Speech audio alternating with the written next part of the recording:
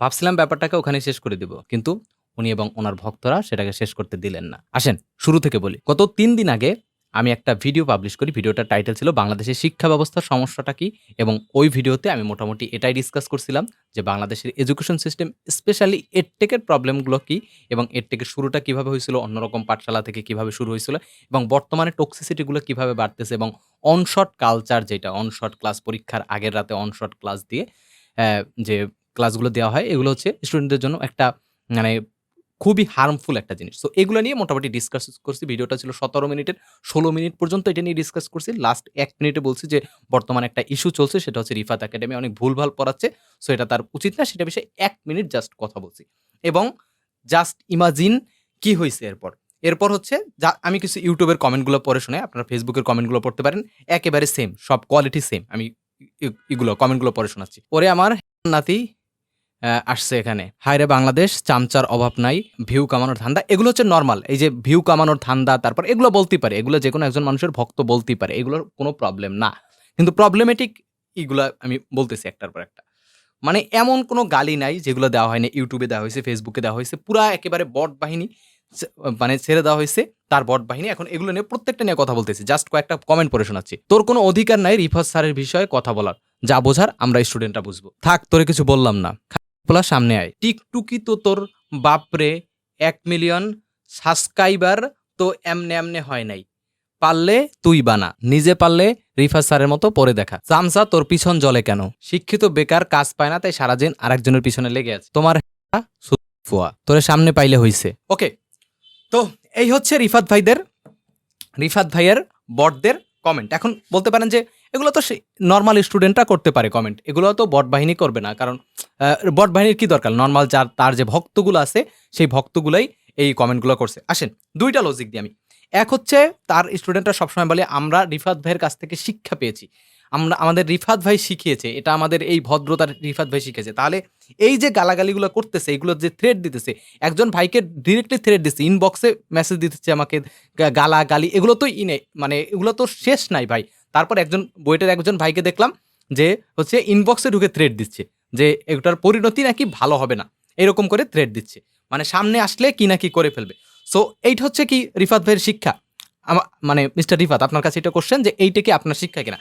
Second day, যেই ইউটিউবে, ফেসবুকে তো দেখা যাচ্ছে না, ফেসবুকে ম্যাক্সিমাম আইডি লক করা, ইউটিউবের যে কমেন্টগুলো গালাগালিগুলো করছে এবং ওদের প্রত্যেকের চ্যানেল আছে এবং চ্যানেলে গিয়ে দেখা যাচ্ছে যে তার সিগমা রিলসগুলা, যে এইটা কমন না পড়লি ফাটাই ফেলবো, বাস ঢুকাই দেবো, হান্দাই দেবো, এই টাইপের যেই রিলসগুলো আছে সবগুলো রিলস। এবং এগুলো আমরা জানি যে বাংলাদেশের প্রত্যেকটা এডটেকেরই আছে যে ২০ থেকে ৩০ টাকা করে পার রিলস দেওয়া হয়। এটা সবাই জানি, এডটেকে এটা একটা কমন বিষয় যে ২০ থেকে ৩০ টাকা দেওয়া হয়, ক্লিপ কেটে কেটে ওখানে দেওয়া হয়, মানে নিজেদের চ্যানেলে আপলোড করা হয় এবং প্রত্যেকটার জন্য স্পেসিফিক একটা অ্যামাউন্টের, ছোট্ট একটা অ্যামাউন্টের টাকা পায় এবং বেশি ভিউ হলে এটা হচ্ছে প্রাইজ মানে এক্সট্রা প্রাইজ মানি থাকে। সো এরকম প্রত্যেকের এরকম বট বাহিনী থাকে। তো এটা তো দেখেই বোঝা যাচ্ছে যে এইটা হচ্ছে মিস্টার রিফাতের বা রিফা একাডেমির এই যে বট বাহিনীগুলো। তাহলে এগুলো মানে এগুলো নর্মাল স্টুডেন্ট হয় কিভাবে? এক হচ্ছে নর্মাল স্টুডেন্ট যদি হয় তাহলে তারা বলছে যে রিফাত ভাই আমাদের শিখিয়েছে, সো তার শিক্ষা কি এইটা যে রিফাত ভাইয়ের একান্ত ভক্ত, তাদের শিক্ষা কি রিফাত ভাইকে এইগুলোই শিখায়? সেকেন্ডলি হচ্ছে এগুলো তো দেখাই যাচ্ছে রিফাত ভাইয়ের ভক্তদের কথাবার্তা। ওকে, এখন আসেন রিফাত ভাই, মিস্টার রিফাত, ওকে, রিফাত একাডেমির বাংলাদেশের সবচেয়ে মানে এডটেকের ভিতর সবচেয়ে ফালতু চ্যানেলগুলোর ভিতর একটা হচ্ছে রিফাত একাডেমির কন্টেন্ট কোয়ালিটি। কেন বলছি? আমি বুঝে শুনে ভালোভাবে একেবারে বুঝে শুনে বলছি। কেন বলছি আমি আসলে এক্সপ্লেন করছি। শোনেন ভাই, একজন মানুষ, আপনি বলছেন যে আপনার হচ্ছে ডিপ্রেশনে ছিলেন। একজন মানুষ ডিপ্রেশনে থাকলে কিভাবে বলে ইলেকট্রনের ভর বেশি?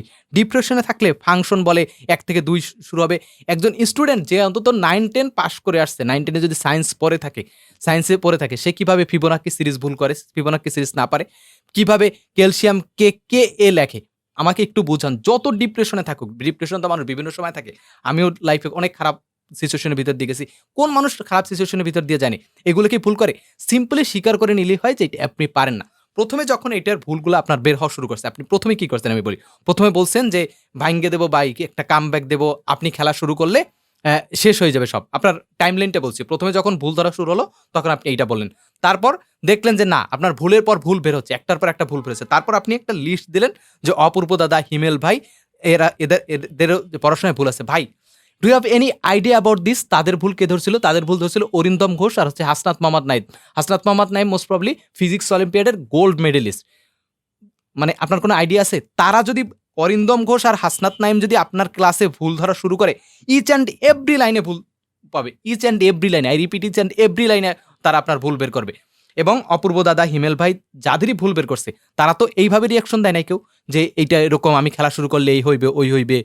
তারা একেবারে ডিরেক্টলি তাদের কাছে, অরিন্দম ঘোষের কাছে বলেন, তারপর হাসনাত নাইমে পোস্ট করে বলছে যে অপূর্ব দাদা ডিরেক্টলি তাকে মেসেজ করে বলছে যে সে যেই জায়গা থেকে দেখছে, যে সে একটা জায়গা থেকে দেখছে, সেই জায়গা থেকে সে ভুল শিখছে, এই জন্য এক্সট্রিমলি সরি। এবং অনেকেই ভিডিওগুলো সরাই নিছে।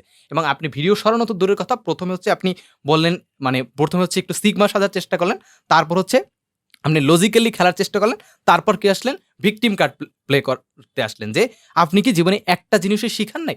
ভাই এইগুলো শিখেছেন আপনি, আপনার স্টুডেন্টটা কন্টিনিউসলি, কোন জায়গার স্টুডেন্ট এরকম? হ্যাঁ, অনেক জায়গার বট বাহিনীরাই কিছু কথাবার্তা বলে, কিছুই করে, বাট এইরকম বাজেভাবে একজন মানুষের আইডি খাইয়ে দেবো, চ্যানেল রিপোর্ট মারে উড়াই দিব, তারপর হচ্ছে তোরে দেখলে সামনে পাইলে ভাঙ্গে দেবো, এইটা করবো ওইটা করবো, এটা কি কোনো ভদ্র সভ্য সুস্থ সমাজের বা সুস্থ টিচারের শিক্ষা হতে পারে?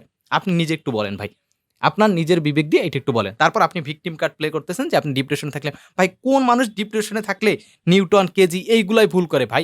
সিম্পল ক্যালকুলেশনও ভুল করে ভাই। একজন ভাই তো বলছিল যে কে যেন বলছিল, আমি একটা ভিডিওতে দেখছিলাম, বলে গেছি যে ভাই এগুলো হচ্ছে মানুষ ডিপ্রেশনে থাকলে তখন লজিক্যাল মিস্টেক করে। আপনার মাসল মেমোরি তো আপনার সাথে বিট্রে করবে না, তাই না? আপনার হয়তো লজিক্যাল কোনো ক্যালকুলেশন করার সময় ওই সময় আপনি ভুল করতে পারবেন। বাট এই সিম্পল জিনিসগুলো 9, 10 জিনিসগুলা আপনি কিভাবে ভুল করেন? এটা কি মানে একটা আর ২ টা ভুল তো বের হইতেছে না। এইটা কি কোনো সুস্থ স্বাভাবিক মানুষের মস্তিষ্কে আপনার কি মনে হয় যে এই ভুলগুলা যে করে সে কি 9, 10 বা যে এসএসসি লেভেলে একটা স্টুডেন্টকে পড়ানোর যোগ্য?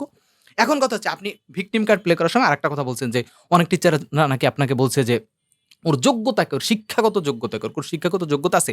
আপনি কমেন্টগুলো দেখেন অন্য যেকোনো স্যারের, তুই রিফাত স্যারের পর্যায়ে এসে দেখা, তুই রিফাত স্যারের সমপর্যায়ে এসে দেখা। রিফাত স্যারের পায়ের যোগ্যতা তোর আছে। সো একজন টিচারকে, অন্য একজন টিচারকে, সে যে জায়গায় হোক, বুয়েটের হোক, মেডিকেলের হোক, যে জায়গায় হোক, এই জায়গার একটা স্টুডেন্ট, আপনার স্টুডেন্ট যখন মানে এইটা এসে কমেন্ট করে, তখন সেইটার অপোজিটে, মানে সেইটার এগেনস্টে এই কথা থেকে আসে না, তাহলে রিফাত ভাইয়ের যোগ্যতাটা কি?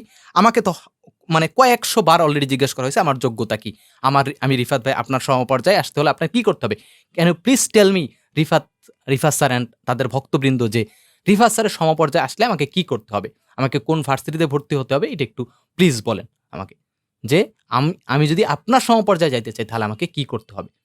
So please stop this. স্বীকার করে নেন এটা আপনি পারেন না, এই সিম্পল জিনিস পারেন না। এখন আপনি বলতেছেন ভুল কারো হয় না, এখন হাদিস নিয়ে আসছে অনেক। হ্যাঁ ভাই, একটা সমাজে যদি ধরেন, একটা সমাজে ফিতনা মানে কি, বিশৃঙ্খলা যদি কেউ ছড়ায়, তখন সেটাকে করে দেওয়া, মানে থামানো কি দায়িত্ব না? আপনি ভুল মেসেজ দিচ্ছেন, ভুল পড়াচ্ছেন, প্রত্যেকটা লাইনে লাইনে ভুল। যেই জায়গায় আপনি পেইড ব্যাচে কি করছেন কে জানে ভাই। পেইড ব্যাচের কথা তো আরোই ভাই, কারণ হচ্ছে আপনি স্টুডেন্টের কাছ থেকে টাকা নিচ্ছেন, প্রত্যেকটা স্টুডেন্টের কাছে আপনি টাকা নিচ্ছেন। টাকা নিয়ে এই ভুলগুলো যে পড়াই দিচ্ছেন, এই স্টুডেন্টগুলো যখন ইন্টারমিডিয়েটে যাবে তখন তাদের অবস্থা কি হবে?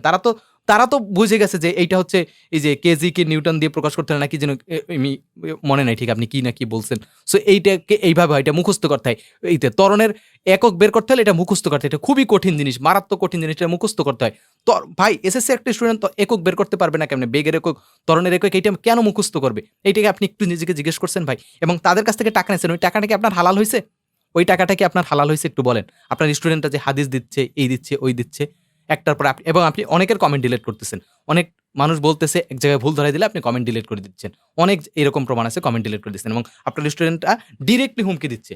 ডিরেক্টলি একেবারে জায়গায় জায়গায় হুমকি দিতেছে যে এইটা করবে, ওইটা করবে, এইটা করবে, এটা করবে। মানে ভাই, হোয়াট ইজ দিস?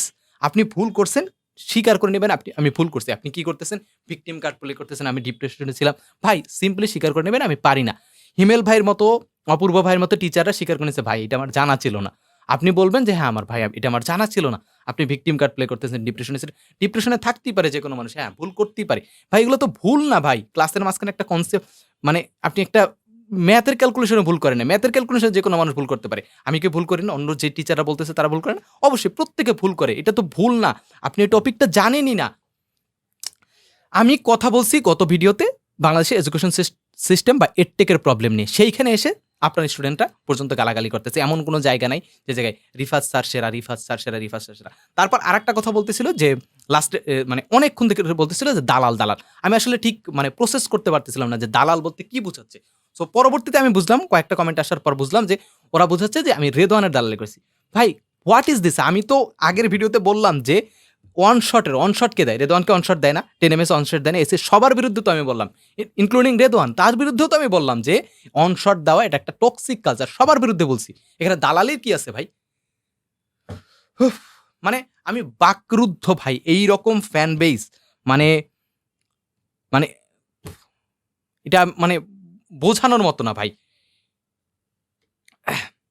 বাংলাদেশের এডটেকের মানে সিচুয়েশনটা আপনি যে কি করছেন এটা আপনার ব্যাপারে, এটার ব্যাপারে কোনো আইডিয়া নেই। ওকে, যাই হোক, রিফাত স্যার আপনি যাই করেন না না করেন, আমি জানি না আপনি আমার বড় নাকি ছোট। আপনি যদি বড় হয়ে থাকেন তাহলে কি বলি, আপনার প্রতি শ্রদ্ধা রেখে বলছি যে আপনি এটা স্বীকার করে নেন যে আপনার এই কনসেপ্টগুলো জানা ছিল না। এই যে আমার সিম্পল গতকালকে একটা ভিডিও আপলোড দিছি, সেখান থেকে এক ভাই বলল যে ভাইয়া তুমি হচ্ছে কনসেপচুয়াল একটা মিস্টেক করছো, যেটা হচ্ছে বইতে লেখা আছে যে বিভব শক্তির যে নর্মালি যেটা বিভব শক্তি ক্যালকুলেট করি সেটা হচ্ছে অভিকর্ষজ বিভব শক্তি, বাট বিভব শক্তির সংজ্ঞা ওইটা না। এবং রেজনিক এবং হেলিডে স্যারের বই থেকে যেই সংজ্ঞাটা ওইটা উনি হচ্ছে মানে ইন্ডিকেট করলেন। সো আমি সাথে সাথে বলে দিছি যে ভাই যে কোনো ধরনের প্রবলেম যদি পান অবশ্যই জানাবেন, এবং আমি ওই কমেন্টের সাথে সাথে পিন করে রাখছি যে এইটা এখানে ভুল আছে। সিম্পলি যে আমার জানা ছিল না ভাই, আমি এটা জানতাম না যে অভিকর্ষজ বিভব শক্তি এইভাবে কাজ করে। মানে বিভব শক্তি বলতে আমরা যেটা ক্যালকুলেট করি সেটাকে অভিকর্ষজ বিভব শক্তি বলে। বিভব শক্তি একটা লার্জ টার্ম। ওকে, যাই হোক, আপনি যা ইচ্ছা তাই করেন, আমার কোনো নাই। এখন হচ্ছে to my dear students and all the students, ভাইয়া পৃথিবী কোন দিকে যাচ্ছে তোমার কোনো আইডিয়াও নাই। পৃথিবীতে মানে একটা জাস্ট এক্সাম্পল দিই, MIT হার্ভার্ডের প্রফেসররা বলতেছে যে একটা কোর্স 6 মাসের একটা কোর্স যদি শুরু করে, শুরু থেকে শেষ করা পর্যন্ত, শুরু করার পর শেষ পর্যন্ত যাই দেখে এই 6 মাসে যাই পড়েছে সেইটা পুরোপুরি ব্যাকডেটেড হয়ে গেছে, ওইটা আর মার্কেটে চলতেছে না, নতুন জিনিস এসে পড়ছে। আর তুমি এখন 1998 সালের জিনিসপত্র পড়তেছো। হ্যাঁ পড়তেছো, অনেক কিছু আপডেট, হ্যাঁ থিওরিটিক্যাল জিনিসপত্র, ফিজিক্স, থিওরিটিক্যাল ফিজিক্স, তারপর কেমিস্ট্রি, অবভিয়াসলি এগুলো আজীবন কনস্ট্যান্ট থাকবে, বাট টেকনোলজির কথা বলতেছি। সো বাংলাদেশের টেকনোলজি শেখার তো কোনো সুযোগ নাই আসলে। ফ্রিল্যান্সিং করে এটা পুরোপুরি ম্যাক্সিমামই স্ক্যাম। তো এই জায়গায় দাঁড়িয়ে তুমি বাংলাদেশে এরকম একটা থার্ড ওয়ার্ল্ড কান্ট্রিতে পড়তেছো, তোমার এডুকেশন সিস্টেমের ঠিক নেই, কোনো কিছুরই তোমার ঠিক নেই ভাই। সেই জায়গায় দাঁড়িয়ে তুমি হচ্ছে তোমার যতটুকু আছে, তোমার যে এডুকেশন সিস্টেম সেইটা ভাঙাচোরা, সেই ভাঙাচোরা জিনিসটাকে তুমি ইউটিলাইজ করতেছো না। তুমি পরীক্ষার আগে রাতে অন শর্ট ক্লাস দেখতেছো ভাই, অন শর্ট ক্লাস। যে কোনো তোমার পড়ার নিয়মটা কি, তুমি নিজে প্রথমে জাস্ট একটু ইমাজিন করো যে মানে আমি যেটা বলতেছি সেইটা একটু ফলো করো। যে ফিজিক্স বইটা ধরবা তুমি, বা কেমিস্ট্রি বইটা ধরবা, ম্যাথ বইটা ধরবা, ম্যাথ বইয়ের আগে কিন্তু অনুশীলনী থেকে শুরু করবা না, একেবারে প্রথম থেকে যে ওই যে কি বলে যে হিস্টোরি লেখা থাকে না যে কে আবিষ্কার করছে, ওই থেকে শুরু করে একেবারে এই পর্যন্ত যতটুকু বোঝো না বোঝো একটু মনোযোগ দিয়ে ফুল অ্যাটেনশন দিয়ে পড়ে যাও, দেখো তুমি 50% বেশি বুঝে যাবা। তারপর যে কোনো একটা ক্লাস দেখো বা স্যারের কাছে পড়ো, 99 থেকে 100% তুমি বুঝে যাবা। বিলিভ মি ভাই, এইভাবে পড়ো, একটু পড়াশোনা করো ভাই। লাইফে কত খারাপ সময় আসতেছে শুধুমাত্র তোমার না, বাংলাদেশের জন্য। তুমি টেরও পাইতেছো না, তুমি ভাবতেছো যে ওয়ান শট ক্লাস দেখে ম্যাক্সিমাম সময় অনেক সময় কমন পড়ে যায়। কারণ কি, বই তো অতটুকুই ভাই, বই তো হচ্ছে 150 থেকে 200 পৃষ্ঠার। তো এর ভিতরে ইম্পর্টেন্ট টপিক কয়টা? সো সবগুলো টপিক একটা বইতে সবগুলো মিলে ক্লাস 26 ঘন্টা, 30 থেকে 40 ঘন্টার ভিতরে সব পড়ায় দেওয়া যায়। এখন 26 ঘন্টার যদি কেউ একটা ক্লাস দেয়, তার ভিতর থেকে কমন পড়বে না, তাই কমন পড়বে কি? একটা মানুষ যদি ম্যাথ বই লেখে পুরো সবগুলো চ্যাপ্টার থাকে, তো সেইটার ভিতর থেকে কমন পড়বে না, তো পড়বে কি ভাই? মানে এই টাইপের স্ক্যাম সাথে তোমরা, মানে আমি জানি না তোমরা এত ডাম্প কেন ভাই? I don't have any idea about you. যাই হোক, আমি হাঁপাই গেছি ভাই তোমাদের নিয়ে বলতে বলতে। আর রিফাত স্যারের ভক্তরা ভাই, একটু বোঝার চেষ্টা করো, তোমাদের যে কোয়ালিটি সেই অনুযায়ী তোমরা ক্লাস দিচ্ছে। সো তোমাদের জন্য আমাদের ক্লাস না, আমাদের যোগ্যতা নাই। সো সোজা কথা, আমাদের যোগ্যতা নেই। তোমার রিফাত ভাইয়ের যেই যোগ্যতা, সেই যোগ্যতা নিয়ে তোমরা পড়াশোনা করতে থাকো। এবং রিফাত ভাই আপনাকে বলছি, ভাই আপনার বট বাহিনীগুলাকে সামলান। অ্যা আপনার গ্রুপে কি চলতেছে, আপনার গ্রুপ তো পাবলিক গ্রুপ, এমন না যে ভিতরে ঢুইকে কেউ দেখতেছে। পাবলিক গ্রুপে কি চলতেছে ওইটাও দেখা যাইতেছে। So stop playing victim card, okay? ডিপ্রেশনে থাকতে পারেন, আপনার প্রতি অনেক সহানুভূতি, কারণ পৃথিবীর সব মানুষ, যেকোনো মানুষই ডিপ্রেশনে পড়তে পারে, বাট ডিপ্রেশনে পড়লে এই ভুলটা হয় না। আমি আপনার ডিপ্রেশনকে সম্মান করছি, বাট আপনি ডিপ্রেশনে পড়ে এই ভুলটা করেন নাই। আপনার এটা জানা ছিল না, কনসেপ্টটা জানা ছিল না। আমার অনেক কনসেপ্ট আমি জানি না।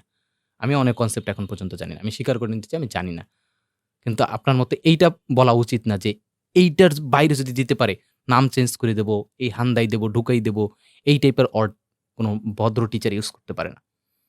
আপনার টিচার, আপনার কথাবার্তার স্টাইল যেরকম, আপনার স্টুডেন্টদের কথাবার্তার স্টাইল সেরকম। আপনি কমেন্ট বক্সে দেখেন একটু, প্রত্যেকটা টিচার কমেন্ট বক্সে এগুলো করতেছে। আর আপনি হালাল হারামের ফতোয়া দিচ্ছেন, মানে স্টুডেন্ট আপনার দিচ্ছে যে হবে, এই কি বলে, তা কারো দোষ ত্রুটি গোপন করা।